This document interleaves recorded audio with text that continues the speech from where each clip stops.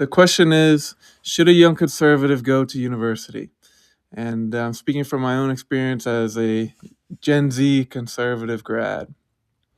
If there's anything I would like to share with young college age conservatives, it's what I learned going to a legacy university like Oregon State University.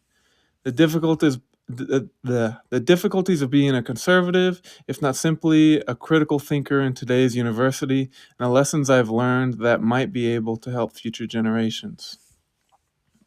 So, what is it really like? Well, today's university education, in my experience, is a period of 4 to 5 years where you take largely mediocre classes, drink excessive amounts of alcohol, become indoctrinated or at least behaviorally trained not to question liberal progressive orthodoxy, and make friends with people who often should not be admitted to an institution of higher learning and achievement. Friends that, mind you, will likely cut you out once they realize you have a vaguely conservative bone in your body. That, my young Padawans, is the contemporary university experience. This experience can be had for the same exorbitant price almost no matter what state or three-letter acronym institution you purchase it from. Am I being cynical in my assessment? Perhaps. Perhaps if you are more forgiving to woke leftist ideology as you might see it as another perspective, quote unquote. That's okay. I used to think this way, or at least I did so to feel comfortable in my discomfort as a conservative university student. I like to try to be as open minded as possible. I like to espouse the values of what a liberal society should be about, entertaining other people's viewpoints, having an open discussion, and being able to agree to disagree. That is until I realized what people actually thought, beyond the nice maxims of saying they're open minded, progressive, or accepting. That is until I realized that they meant quite the opposite of those things. You see, today's university is not the same institution that your parents or your grandparents went to, not even remotely. Today's university is far more expensive, of lower quality, filled with leftist ideologues, if not simply brainwashed and fearful people in avoidance of uncomfortable facts.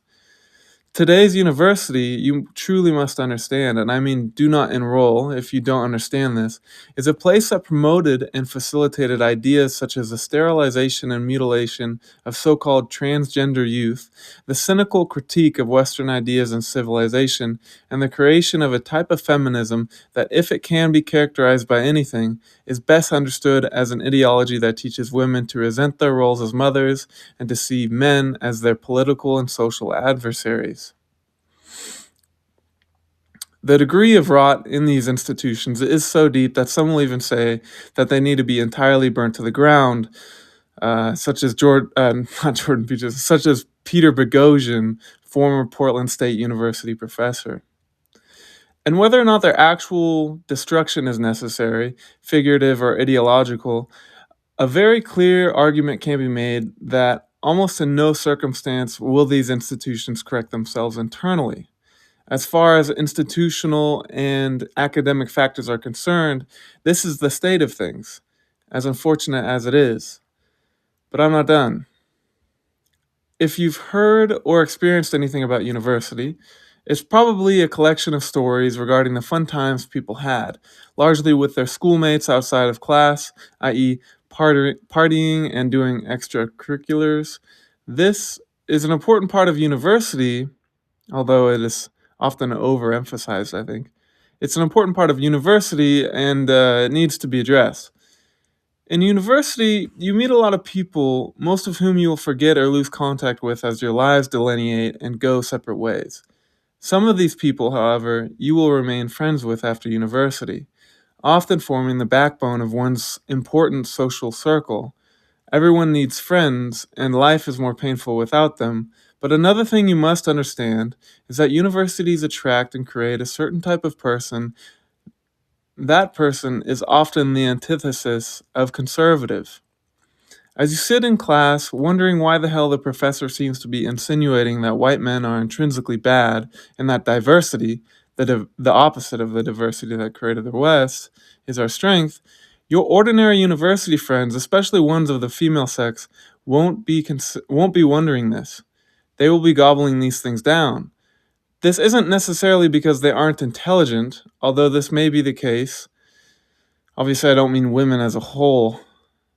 Whatever. You'll get the point. This isn't necessarily because they aren't intelligent, although this may be the case. It's largely due to social pressure and the psychological need of humans to not feel like an outcast. No one wants to be the guy questioning the nice sounding DEI or DIE policies that are so abundant in universities these days. No one wants to be the one guy who thinks demographic replacement might be a bad idea, that maybe there were some benefits to European colonization and that men and women are fundamentally different. No one except for maybe your bright but sorry ass who cares more about the truth and standing up for it than the vast majority of your peers and likely drinking buddies, girlfriends, confidants, etc. You will face the consequences of your commitment to open inquiry and truth as the years go on in likely one of two ways. Either one, you will create a group of friends whom you know despise your beliefs and will cast you out simply for voting differently or sharing general political curiosity. Or two, you will find that today's university is a lonely place for those seeking conservative commentary, heterodox ideas, or the companionship of people who don't give a fuck about whether or not the truth is nice. You may find some community in a conservative group on campus, maybe TPUSA or other factions, but you inevitably will come to the realization that I will call the unfortunate perils of not picking sides. In any other social situation, I would say avoid picking sides. Avoid finding community based on the spurious ideas of political opinion. If the university were a masculine place of open inquiry and rigorous debate, then you wouldn't have to do this. If it were a place where ideas were tested entirely on their merit and truth rather than their social comfort and acceptability. But this is not today's university. The university is a place where people go to have superficial, almost small talk-esque debates on ideas of little consequence.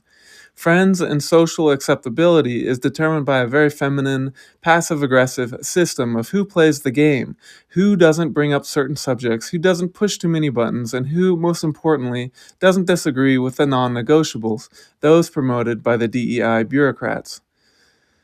And say, for the painful possibility that you end up near the conclusion of your university career with a group of friends devoted to being good and acceptable people, a group of friends whom you know despise your political opinions and the stripes of which your intellectual fabric is woven, say they find out that you are one of those pesky conservatives, then this friend group is bound to leave you. Not necessarily because everyone despises your point of view or because everyone wishes to cut you out, but because the loud majority will rule the behavior of the group and the fearful in-betweens will follow. It will be your ass, guilty for the crime of seeking the truth no matter how uncomfortable, no matter the cost. You will be cast to the wolves of modernity without community, alone in a world where people largely keep in contact through the use of social media, and a time when people are apt to split apart to various ends of the country, chasing those well-grooved corporate or institutional tracks, those set aside for the good and acceptable people. Do not do this to yourself. You are strong, but every great fighter needs someone who has his back, someone who understands the gravity of the problems that Western civilization is facing. The pain of being cast out and discarded by your once close friends is an intense suffering that, while potentially strengthening, is largely unnecessary. Do your due diligence to find the people who support your intellectual and political fearlessness, those who are willing to be the outcasts themselves. These people who can face hard facts and tell the truth are the ones you want in your life anyways, beyond simply the discussion of cultural or political issues. You will have much better odds of finding these people within groups aligned by political affinity. Not everyone in these groups will become dear friends, but when they do, you won't have to fear that they will suddenly look at you with contempt when they learn that you think for yourself and speak with courage. So, what are your options? Know that the precious dollars you spend on your education are your voice. As a young person, you do not have influence. You do not have institutional power to change things. At least not yet. But you have your voice, and thus you must vote with your feet, as the saying goes, and give your money to an institution that values Western civilization and isn't hopelessly deluded in its aim to undermine it. You may find that locating such an institution might be hard or nearly impossible. That is the sad state of affairs that you have inherited, but things are changing.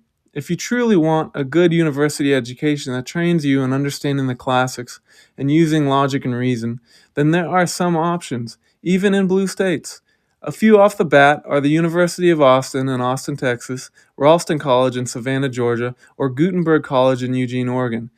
You may also consider including Christian oriented schools such as Hillsdale College for the relevant abundance and not terminally woke state of affairs. Lastly, you have your drive and intellect. You can create your own education through the consumption of great books such as those by Plato, Aristotle, Milton, Locke, etc. This will serve you better than going into debt to get undoubtedly a worse education than you could have given yourself using AI, YouTube, and a library card. But obviously this would not be easy, and I don't want to make any false assertions here. You need the companionship of great minds through interaction with your peers and instructors. That is why it is time to build new institutions. It is time to revive the Western tradition of rigorous academic inquiry. Our opponents will not help us, they will not open doors for us. It is up to us to forge our own future, boldly.